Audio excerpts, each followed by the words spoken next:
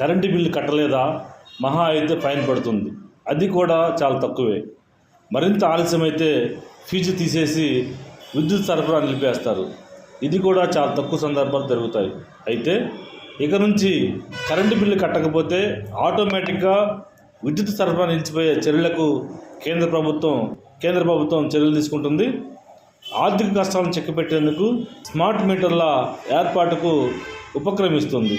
ఇప్పటికే పలు రాష్ట్రాల్లో ఏర్పాటు చేసిన ఈ విధానాన్ని తాజాగా ఆంధ్ర రాష్ట్రంలో కూడా ఏర్పాటు చేస్తూ ఉంది. తొలుత ప్రభుత్వ కార్యాలయాలు ఏర్పాటు చేసిన ఈ స్మార్ట్ మీటర్లను ఇప్పుడు వ్యాపార సముదాయాలకు సంబంధించిన భవనాలకు వీటిని బిగిస్తూ ఉన్నారు. అవి పూర్తయిన తర్వాత ఇక గృహాల వంతు వస్తుంది. అన్ని వర్గాలు పూర్తయిన తర్వాత దీనిని పూర్తి స్థాయిలో అమలు చేయనున్నారు. నెల ఫోన్ ఎలాగైతే రీఛార్జ్ చేయించుకుంటారో అదేవిధంగా స్మార్ట్ మీటర్ని